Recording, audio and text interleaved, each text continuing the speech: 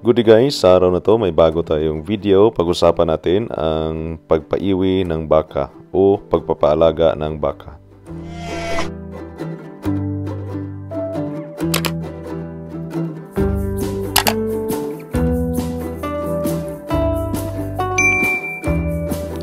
Naalala nyo pa ba yung ating binili na pure Brahman na baka? Ito po ay may edad na 1 year old plus.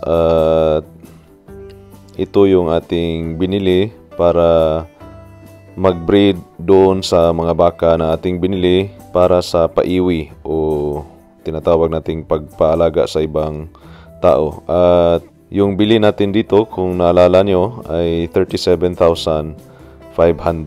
Free na po yung delivery doon sa lugar kung saan natin sila pinapalaki at pinaparami.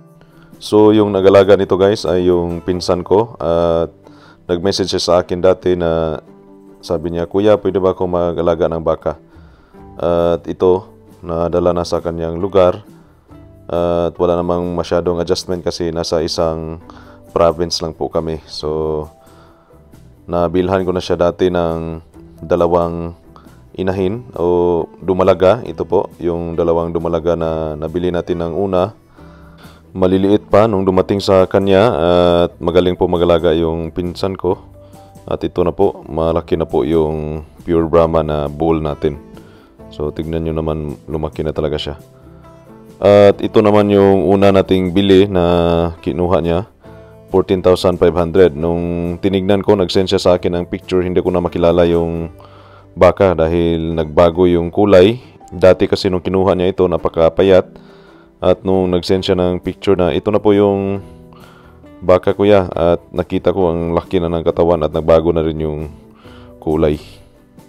So from time to time, nagsisend siya sa akin ng picture, update sa mga alaga. So tayo naman, tuwang-tuwa tayo na maganda yung pagkaalaga. At ito naman yung ikalawang baka na nabili natin sa halagang 20,000. So sa panahon na binili namin ito, para sa akin mahal na po itong 20. Dahil sa panahon na yon parang mura yung baka. Tapos ngayon ang mamahal na ng baka. So ito, kinuha pa namin sa isang municipality. At tamang-tama naman kasi yung pinsan ko, nagtrabaho siya dati sa Coca-Cola. So meron silang sasakyan at pinasabay na lang yung baka papunta sa kanila. So ito guys, nagsend na naman yung pinsan ko ng picture at tuwan-tuwa tayo dahil binabalitaan tayo na buntis na po ito at yung dalawang baka na inaalagaan niya ay buntis at dahil yun sa nabili natin na bull. At yun nga, nung nakauwi tayo sa Pilipinas ay binisita natin yung kanyang lugar at tamang-tama naman dahil kakabili ng uncle ko ng sasakyan at sinamahan nila ako na pumunta doon sa area ng aking pinsan kung saan natin pinapaiwi yung mga baka. So nandito na kami guys at nagandahan talaga ako sa lugar dahil parang mountainous siya, bukid talaga at malapit ito sa dagat pero meron area sila na nasa bukid. Tignan nyo naman guys, napaka-presko ng lugar, yung hangin, napakaganda. Pwede talaga ito na alagaan ng baka dahil napaka-healthy ng environment. At medyo malayo-layo yung nilakaran natin guys. At hinihingal na yung mga uncle ko. At ito pala yung uncle ko guys, yung nasa unahan. Siya pala yung nagalaga ng mga baka natin at kambing sa area namin. So ngayon guys, pag-usapan natin kung paano kumita sa pag-iiwi o paiwi o pagpaalaga ng baka. At meron pong dalawang paraan kung paano po ang hatian sa kita. Una po ay pag magkaanak yung baka, pwede pong hati sa anak. So every time na manganak yung baka, hati po kayo sa nag-aalaga at sa may-ari. O kung halimbawa naman lalaki yung pinapaalaga, halimbawa naman kung lalaki yung pinapaiwi o pinapaalagaan, hati po kayo sa ginansya. O halimbawa, lumaki na yung lalaki na baka o bull, kukunin po yung puhunan at saka hati po kayo sa profit. Yun po yung unang paraan sa hatian. Pangalawa, pwede po salitan. Ano po yung salitan? Halimbawa, nanganak yung baka, yung unang anak ay doon sa nag-aalaga at ang pangalawang anak ay doon sa may-ari ng baka. O pwede po, depende sa usapan. Mostly kung malaki na yung baka, unang anak doon sa may-ari at pangalawang anak doon naman sa nag-aalaga. So depende na lang po yun sa usapan. So parang malapit na nga kami guys kasi may patag na area. At yun, yung mga uncle ko. Ito, ang uncle ko na tumatawa dahil nakapag-exercise siya ng mahaba-habang lakaran. At ito, dumating na kami sa area. First time ko na makita ang mga baka dahil binili ko ito through online lang sa Facebook group. May mga nagpo-post doon at nagustuhan ko. Doon na po ako bumibili. So, mini-message ko lang yung mga nagbebenta at kung magkasundo kami sa presyo ay binibili ko at hindi ko actual nakita yung mga baka.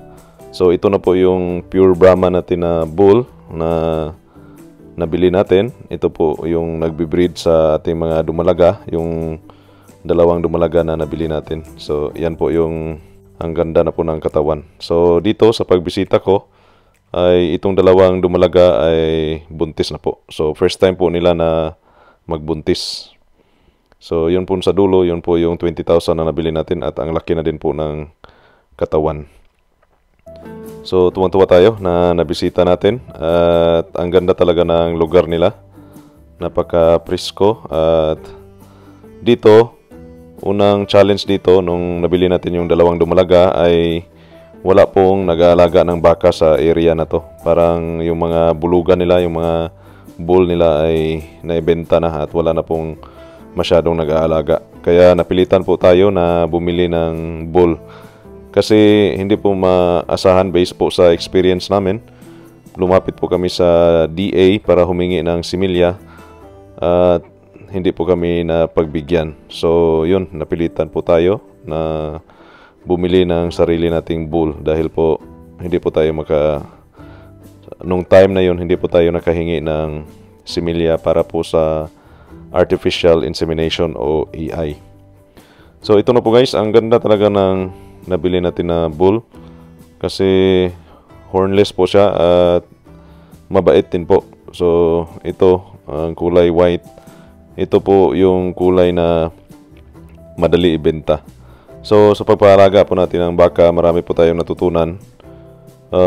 Kung meron kayong choices sa pagbili, piliin nyo po yung may lahi at yung kulay ay puti.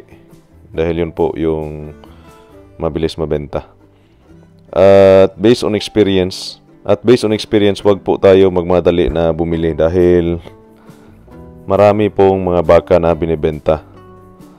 Pumili po tayo ng maayos dahil yun po yung magpaparami sa ating farm o sa ating backyard kung maliitan lang po tayo. So ito na po yung baka na pinangalanan namin si Junicia nung binili namin at ito na po siya ngayon yung pagbisita natin doon sa area kung saan tayo nagpapaiwi. So masasabi ko talaga na magaling yung pinsan ko mag-alaga dahil ang laki ng pinagbago. Alam naman natin na native talaga ito. Pero maganda talaga yung pag-alaga at maganda yung katawan. Makita talaga natin na healthy yung baka dahil makintab yung balahibo at maliksi. Napakabilog yung katawan. So isa po ito sa pamantayan kung healthy po yung ating baka. So makikita po sa hitsura nung binili natin ito parang katawan po ng guitar. Makikita po yung mga ribs. At kaya naman po mura natin nabili dahil nga po payat at ang laki po ng pinagbago. Kaya tuwang-tuwa po tayo. Yung isang baka naman na nabili natin ng 20,000, ito 1 year old to nang binili natin. Ay maganda na din yung katawan nung pagbili natin at medyo may kaliitan pa pero ngayon napakalaki na po niya. Ang laki po ng pinagbago. At makikita naman po natin yung puti niya sa ulo na ito pa rin yung baka, the same na baka. Pero kung wala yung puti niya sa ulo, hindi na natin makilala na ito yung baka na binili natin dati. Dahil lumaki po siya at nag-iba po yung kulay. Medyo light brown po yun nung maliit pa. At ngayon medyo darker na po yung kulay ng kanyang balahibo. At lumaki po yung shoulder niya. So maganda po ito na baka dahil sigurado po tayo na malaki po yung kanyang bulugan pag manganak ito. So ito po guys yung mga baka natin na pinapaiwi. At meron tayong baka sa ibang area doon sa lola ko. At masaya kami na puntahan namin sa kasama yung mga uncle ko. At okay po yung mga baka natin. So ito may tandang na binigay din sa amin. Ang origin nito ay galing sa US at ako din yung bumili dati at pinamigay ko sa kanila. At ayun, tuwang-tuwa yung uncle ko dahil mahilig yung uncle ko. Ayun, yung sako niya. Ang laman po dyan ay yung tandang na. Parang nakadala din ng bring house. Mabilis pa sa alas 4 na nagbitbit sa manok. At doon na rin kami nag-lunch. Pinaghanda kami ng pinsan ko. Ang sarap ng pagkain nila. Hindi ko lang na-videohan dahil busy ako sa pagkain dahil nagutom ako sa pag-akyat. At ito, pauwi na kami at parang napakagandang adventure na nakapunta kami dito. Maganda yung area, parang nag-mountain climbing. At yun nga, tuwan-tuwa tayo dahil naalagaan ng mabuti yung ating mga baka. So ito balak namin na bumili ng isda. Meron doon sa unahan, may nadaanan kami na nagbebenta ng isda. So samahan nyo kami guys at bili tayo ng isda. Ang isda sa aming probinsya ay napakasarap, napaka-presko. Ngunit may kamahalan na po ito dahil po sa ang aming probinsya ay isa sa mga tourist spot sa Pilipinas. So marami pong mga dayuhan na pumupunta dito.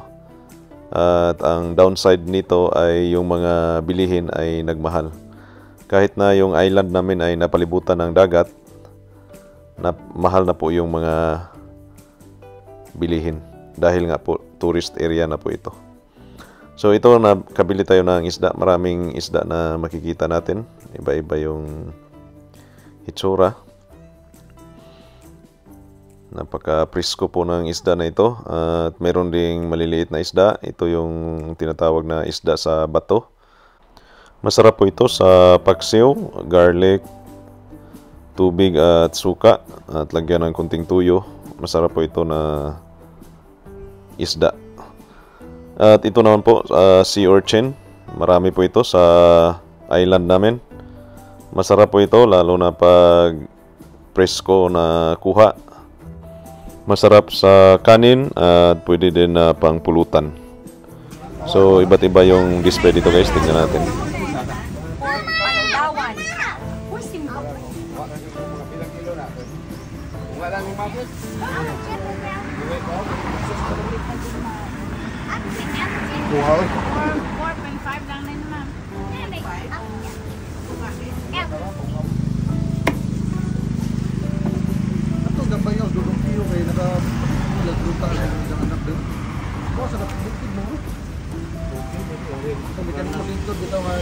At nakadala na tayo guys ng isda at ilagay natin doon sa sasakyan. Meron tayong dala na ice bucket. Tamang-tama, nakapag-isip na po kami before kami pumunta dito na bibili kami ng isda. So yung uncle ko nakapaghanda na po ng ice bucket kasi medyo may kalayuan pa yung lugar namin sa area na binisita natin. At ilang buwan, nag-PM yung aking pinsan na nanganak na nga yung mga baka guys. So ito, napakalaki ng bulugan, kakaanak lang nito. At nagkita ko na napaka-healthy ng kanyang bisiro. So tuwang-tuwa na naman tayo. Ngunit last 2 months ago guys, nag-message yung pinsan ko na kailangan na nilang ibenta yung baka dahil bumalik na po siya sa pagtatrabaho. Nag-resign kasi siya dati dahil siya yung nag-alaga ng anak niya at ngayon na nag-aaral na yung anak niya, ay bumalik na po siya sa trabaho. So ayun, sabi niya, kawawa yung baka kung hindi malagaan ng mabuti dahil may mga bisiro na umiinom ng gatas at pumapayat yung mga inahin. Dahil yung mother-in-law niya yung nag-aalaga tapos may bata pa. So ako po yung pinadecide niya kung kunin ko ba daw yung mga baka or ibenta. So nakapag-decide po ako na kunin sana dahil pwede naman ilipat doon sa area namin. Ngunit yung uncle ko na taga-alaga ay pumunta po sa New Zealand. So no choice po tayo, kailangan po nating ibenta. So bale, yung dalawa nating baka ay nanganak. Pareho sila na may bisiro at nagkasundo sila na ibenta sa halagang 70,000. So may kita na po kami doon na 35,000. Binigyan po ako ng 15,000 ng pinsan ko at sa kanya naman yung 20,000. So happy po tayo. So based din sa experience guys, nakikita ko sa mga tutorial sa ibang video, pag ang baka pala ay pinapalahian natin ng pure Brahman at ang ating inahin ay native or may lahing native, yung kanila palang mga bisiro or kanilang mga anak ay napakalakas na uminom ng gatas, no? Magdidi. So yun, papayat talaga yung mga inahin. Ang inyong inahin ay mistisa o kaya ay native na baka o kaya ay yung ibang lahi, yung Jersey. Pero ang naging bisiro o anak ay Brahman ang lahi, malakas dumide yung bisiro. Kaya mangangayayat talaga yung nanay kahit anong pakain doon dahil hindi niya masusuplayan ng masyado yung requirement ng gatas. Kaya yun ang lagi nating sinasabi pag gano'n ang sitwasyon ay bibigyan natin ng additional na mga vitamins o food supplement itong ating mga alagang inahin. Katulad ng mga pinapataba, kailangan 24/7 din ang pagkain ng mga alaga natin. At siyempre, importante ay yung tubig. Kailangan sagana sila sa tubig, hindi sila nawawalan. Kasi maya't maya, yung baka ay umiinom. At ang isang malaking baka, inahin man o kaya toro, umaabot sa 30 to 40 liters ang kanilang iniinom araw-araw. Itong mga medyo maliliit pa na mga baka, umaabot hanggang 10 to 12 liters ang kanilang iniinom. Yung mga less than 2 months old na mga bisiro, kailangan makainom yan ng mga 5 to 8 liters na tubig.